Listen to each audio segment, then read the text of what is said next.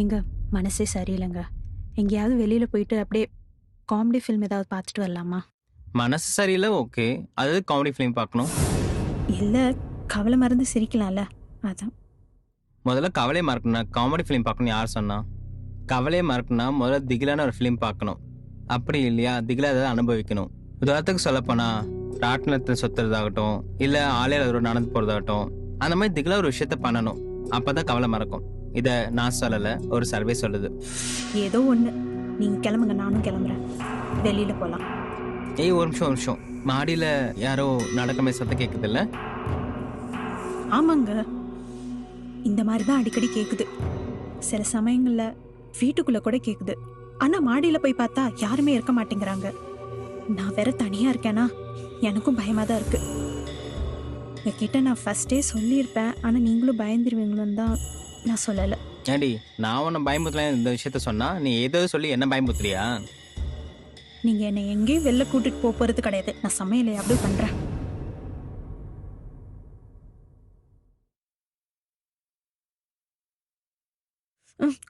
கொஞ்சம் தள்ளுங்க. இப்படிதான் ஆபீஸ்ல இருந்து லேட்டா வருவீங்களா? இன்னைக்கு உங்க பையன் என்ன பண்ணான்னு தெரியுமா? வீட்டுக்குள்ள கிரிக்கெட் விளையாடி டிவியை உடைச்சு வச்சிருக்கான். ஏண்டி, அவனை வெளியே விட்டா அவனே ரோட்ல போய் விளையாட போறான், இல்லாட்டி பக்கத்துல பிளே கிரவுண்ட் போய் விளையாட போறான். இந்த மாதிரி வீட்லயே பூட்டி வச்சா அப்படிதான் அவன் டிவி உடைப்பான்.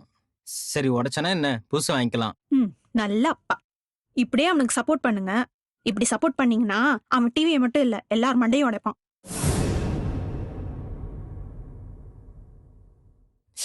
ஏண்டி, அறிவு இருக்கா? ஆபீஸ்ல ஒரு முக்கியமான சர்வே ஃபைல், அதை போய் இப்படி கிளிக்கிற? என்னை மட்டும் நல்லா திட்டுங்க. உங்க பையன் ஆபீஸ் ஃபைல் கிழிச்சு நல்லா ராக்கெட் விட்டுட்டான். சரி, வரட்டும். இன்னைக்கு அவன் டியூஷன் தானே போயிருக்கான். அவன் வந்ததுக்கு அப்புறம் ரெண்டு தட்டு தட்டுறேன், அப்பதான் செட்டப் பண்ணாம இருப்பான். என்னது, குழந்தை அடிப்பியா? அதுவும் ஏன் முன்னாடி அவ்வளவு தைரியம் இருக்கா உனக்கு? ஒரு பேச்சுக்கு கூட குழந்தைய அடிக்கிறேன்னு சொல்லக்கூடாது. என்னால தாங்கிக்கவே முடியாது. நமக்கு கல்யாணம் ஆகி 2 வருஷம் ஆகுது, இன்னும் குழந்தை இல்ல. ஒருவேளை நமக்கு குழந்தை பிறந்ததுன்னா அது என்ன சேட்டை பண்ணாலும் நீங்க அதை அடிக்க கூடாது, திட்டக்கூடாது. தயவு செஞ்சு ப்ளீஸ். என்னால அதை தாங்கிக்கவே முடியாது. ஏதாவது ஒண்ணுனா செத்துருவேன். நீ இல்லாத ஒரு குழந்தைக்காக என்கிட்ட அடிக்கக்கூடாது, திட்டக்கூடாது சொல்ற. நான் அப்படியாவது ஒரு குழந்தை என்கிட்ட அடி வாங்கறதுக்காகவோ இல்ல திட்டு வாங்கறதுக்காகவோ இருக்கணும்னு ஏங்குறேன்.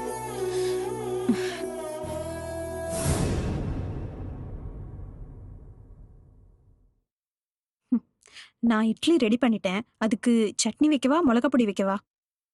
இட்லிக்கு சட்னி நல்லா தான் இருக்கும், மிளகாப்பொடியும் நல்லா தான் இருக்கும். கூடவே டிஃபன் சாம்பார் செஞ்சுறேன். ஓ சரி, நீ போய் பால் பாக்கெட் வாங்கிட்டு வா. ஒரு நிமிஷம் வெயிட் பண்ணு. எதுக்கு பால்? வைக்கிறத தின்னு, இல்லைன்னா எந்த வெள்ளை போடான்னு அர்த்தம். ஒரு நிமிஷம் நில்லுங்க.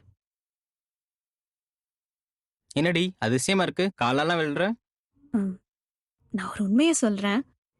எனக்கு சமைக்கலாம் அவ்வளவா வராது. நான் அதனால ஒரு நல்ல ஹோட்டலுக்கு போய் உனக்கு பிடிச்ச இட்லி, மிளகா பொடி, சட்னி, சாம்பார், அது மட்டும் இல்ல வடை எல்லாமே சேர்த்து வாங்கிட்டு வந்திருக்கேன் இன்னைக்கு. நீ நல்லா சாப்பிடு. ஆஹா, நீ சொல்லும் போது நாக்குல எச்சி ஊறுது. சரி, ஃபர்ஸ்ட் நீ டிஃபன் எடுத்து வை. எனக்கு வேற பசி எடுக்குது. நீ வேற ஆசை ரொம்ப தூண்டிட்ட.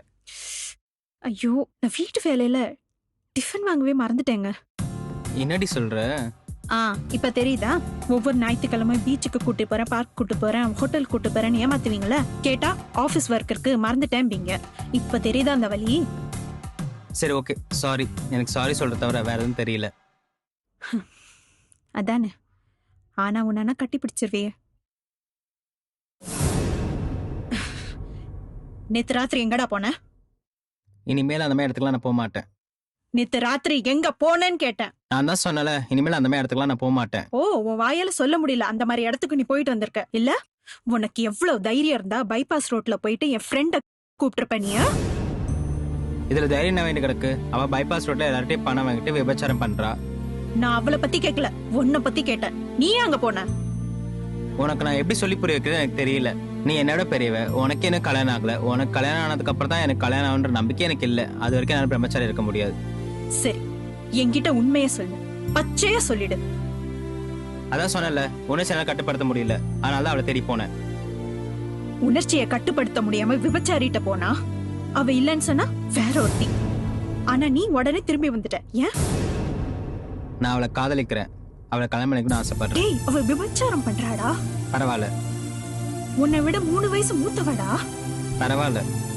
நான் என்ன சொல்றதுன்னே தெரியல. சரி, நீ என்ன வேணாலும் பண்ணு, என்ன வேணாலும் ட்ரை பண்ணிக்கோ. ஆனாலும் நான் ஒரு உண்மையை சொல்றேன், அவன் உனக்கு கிடைக்க மாட்டான். ஏன்னா அவன் உன்னை கூட பிறந்தவனா நினைக்கிறாடா. அவன் ஒன்னும் என் கூட பிறந்தவ கிடையாது.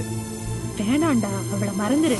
அவன் உனக்கு ஒரு நாளும் கிடைக்க மாட்டான். என்னடா நானும் பாத்துட்டு இருக்கேன், ரொம்ப ஓவரா பேசுற. வாடா, நானும் உன் கூட பிறந்தவ கிடையாது. கூப்பிடுறேன், வருவியா? பணம் கூட தர வேணாம்டா, வா.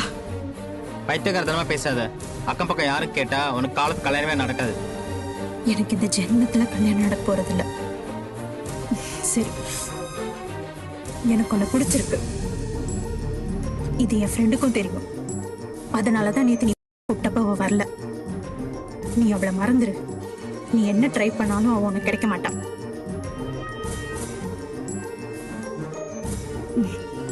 உனக்கு என்ன வச்சுக்க விருப்பம் இல்லைல்ல? சரி விடு. இதுக்கு மேல 2 பேர் ஒரே இடத்துல இருக்கிறது அவ்வளவா நல்லா இருக்காது. நான் போறேன். நான் சொல்றது கேளு. ஒரு நிமிஷம் உட்காரு. இங்க வா, உட்காரு. நான் சொல்றது கேளு, இங்கே இரு. சரி, நான் இருக்கேன். ஆனா நீ என்ன வச்சுக்கிறேன்னு சொல்லு, நான் இருக்கேன். புரியுது நீ யோசிக்கிறேன்னு. என்ன சொல்றதுன்னு தெரியாம. மணி இப்ப 7. உனக்கு நான் 10 மணி வரைக்கும் டைம் தரேன்.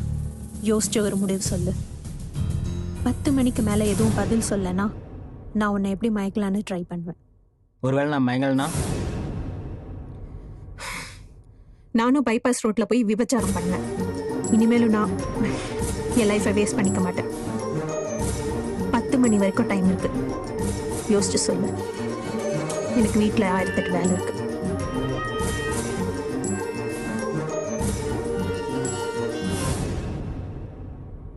மணி 7:20 ஆக போகுது.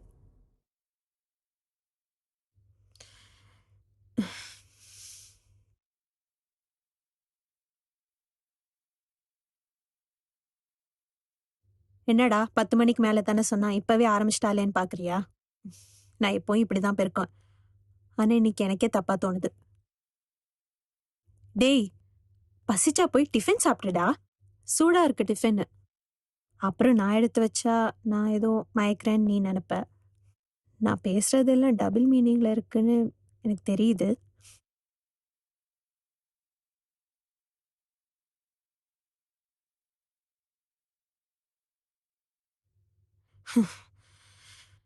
எப்பயும் இப்படிதாண்டா உட்காருவேன். இன்னைக்கு தான் தப்பா தெரியுது. நீ எதுவும் தப்பா எடுத்துக்காத.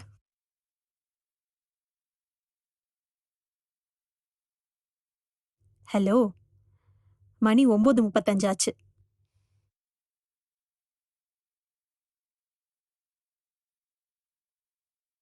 இந்த இடத்த விற்கிற விஷயமா ஒருத்தர் 10 மணிக்கு மீட் பண்ண வரேன்னு சொல்லியிருக்கேன். அவரை போய் பார்த்து வந்துடுறேன். ஒரு நிமிஷம் நில்லுடா. சரி, நீ போய் பார்த்துட்டு வா. ஆனா என்ன வச்சுக்கிறதுக்கு சமாதானா வரப்ப பூ வாங்கிட்டு வா. இல்லைன்னா பரவாயில்ல.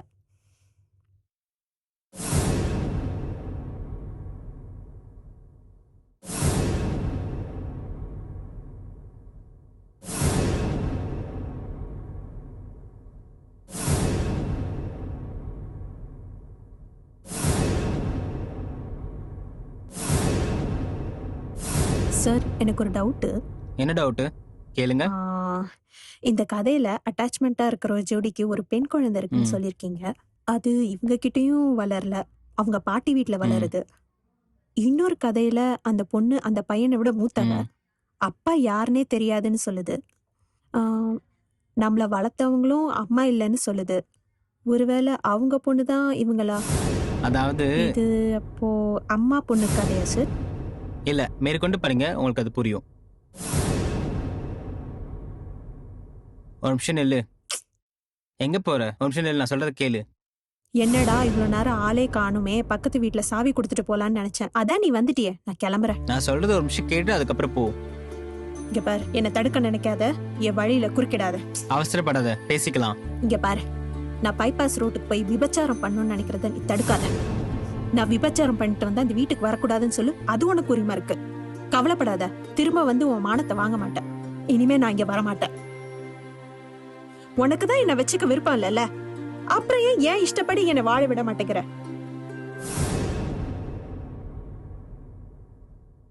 என்ன வச்சுக்க உனக்கு சம்மதமா? அப்ப பூவை நீ தலையில வச்சு விடு. உட்காருடா. சரி, நீ காலையில சாப்பிடல, மதியமும் நீ சரியா சாப்பிட்டிருக்க மாட்ட. ஃபர்ஸ்ட் நீ சாப்பிடு. ஃபர்ஸ்ட் நான் என்ன சொல்ல வரேன்றதை கேட்குறியா? இனிமே நீ சொல்றத மட்டும்தான் நான் கேட்க போறேன். இப்ப என்ன சொல்ல போற? வர வழியில ஜோசியக்காரனை பார்த்தேன். ஹே, ஒரு நிமிஷம் இரு. ஏதோ பூச்சி மாதிரி இருக்கு. என்னாச்சு? இனிமே நானே மாற நினைச்சாலும் என்னால மாற முடியாது. இதுக்கு மேல என் மனசை மாத்தணும்னு நினைச்ச அப்புறம் சென்சார்ல கட் பண்ற அளவுக்கு போகும். பாத்துக்க. ஏன்டா டென்ஷனா இருக்க? ரிலாக்ஸ்டா இரு.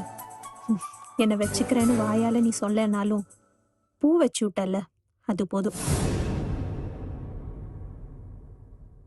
நீ ஃபர்ஸ்ட் சாப்பிடு.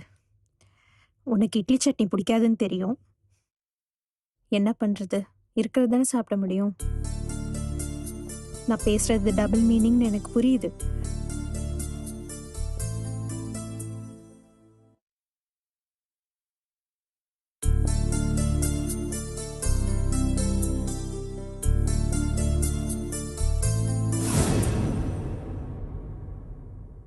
இப்படி பக்கத்துல வந்து உட்காரேன், எனக்கு கொஞ்சம் நிம்மதியா இருக்கும். காலையில நீ வெளியில போனதுக்கு அப்புறம் என் ஃப்ரெண்டு வந்திருந்தா. அவகிட்ட நீ அவளை லவ் பண்ற விஷயத்த சொன்ன. ஆனா அவ ஏத்துக்க மாட்டேன்னு சொல்லிட்டா. நான் எவ்வளவோ கெஞ்சி பார்த்தேன், மிரட்டி கூட பார்த்தேன். ஆனா அவ கேட்கல. உன்கிட்ட ஒரு விஷயம் சொல்லணும். நான் ரொம்ப கோவக்காரி, அது உனக்கு நல்லாவே தெரியும். உன் பேச்ச சுத்தமா நான் கேட்க மாட்டேன், அதுவும் உனக்கு நல்லாவே தெரியும். ஆனா இனிமே நீ என்ன சொன்னாலும் நான் கேட்பேன். உனக்கு என்கிட்ட ஏதாவது பேசணும்னா பேசு. நான் அப்படி இருக்கணும், இப்படி இருக்கணும், இந்த ட்ரெஸ் போடணும், போடக்கூடாது, இப்படி ஏதாவது இருந்தா சொல்லு. சரி, அமைதியா இருக்க. இப்போதைக்கு பேச ஒண்ணு இல்லைன்னு நான் நினைச்சுக்கிறேன். நீ வீட்டுக்கு வந்த விஷயத்த என் ஃப்ரெண்டுக்கு மெசேஜ் பண்ணியிருக்கேன். அவ இன்னும் பார்க்கல. பார்த்தா கண்டிப்பா சந்தோஷப்படுவா. ரிப்ளை பண்ணுவா. சாயந்தரமா உன் ஃப்ரெண்டு என்னை பார்க்க வந்திருந்தா. இன்னெல்லாமோ சொன்னான். ஆனா ஒரு விஷயத்த மட்டும் தெளிவா இருந்தா. அவன் ஏத்துக்க விரும்பல. இன்னொரு விஷயம் சொன்னான், உன்னை வச்சுக்க சொல்லி. உண்மையா சொன்னா இந்த பூ அவ வாங்கி கொடுத்ததுதான்.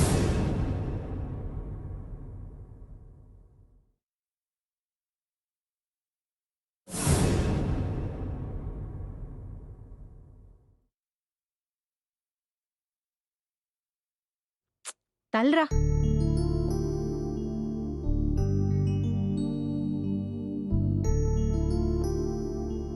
தள்ளு.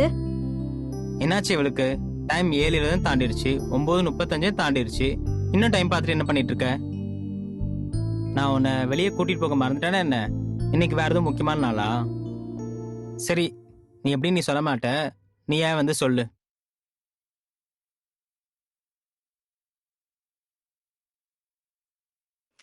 இல்லடா, நமக்கு கல்யாணம் ஆகி 2.5 வருஷம் ஆகுது. ஆனா இந்த 2.5 வருஷத்துல தலை குளிக்கிறது 32 நாள் ஆச்சு. எனக்கு இந்த மாதிரி தள்ளி போனதே கிடையாது. அநேகமா நீ அப்பாவ போறேன்னு நினைக்கிறேன். கரெக்டா இன்னும் 10 நிமிஷம் இருக்கு 33 நாள் ஆவறதுக்கு.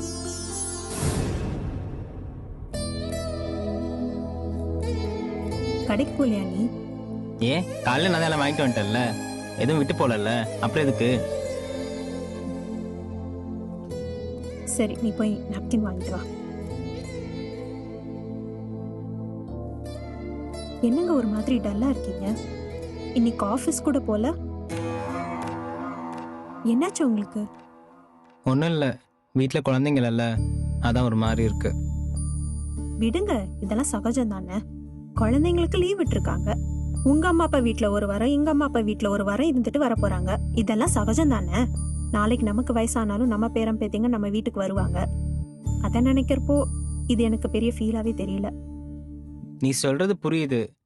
இன்னொரு முக்கியமான விஷயம், என்னோட 5 வருஷம் முடியுது. நீங்க சொன்ன வார்த்தையெல்லாம் என்னால மறக்கவே முடியல. உங்களை என்னால மன்னிக்கவும் முடியாது. அன்னைக்கு சூழ்நிலையில உங்களை விட்டு பிரிய முடியல, ஆனா இப்போ உங்களை விட்டு என்னால பிரிஞ்சிருக்க முடியும். இப்ப நான் உங்களை விட்டு பிரிஞ்சதா நம்ம குழந்தைங்க என்ன தப்பா நினைக்காது. அதனால நான் உங்களை விட்டு பிரியறதா முடிவு பண்ணிட்டேன். உண்மையை சொல்லணும்னா, நீங்க என்ன இவ்வளவு கேவலமா பேசினதுக்கு அப்புறமும் நான் உங்க கூட வாழ்ந்துட்டு இருக்கேன்னா, பிடிக்காம தான் வாழ்ந்துட்டு இருக்கேன். எனக்கு மனசுல கொஞ்சம் கூட நிம்மதியே இல்லை. நீங்க என்ன முடிவு பண்ணிருக்கீங்க? உனக்கு நிம்மதி இல்லை அப்படின்னா நம்ம ரெண்டு பேரும் பிரிஞ்சிடலாம்.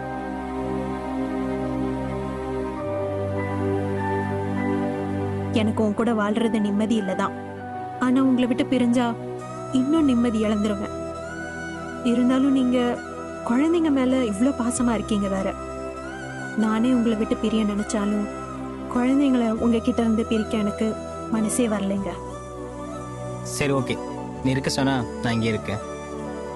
மீண்டும் ஒரு தடவை உன்கிட்ட மன்னிப்பு கேட்குறேன், என்ன மன்னிச்சிரு. சரிங்க, நம்ம எப்பவும் போல இருட்டிலேயே வாழலாம்.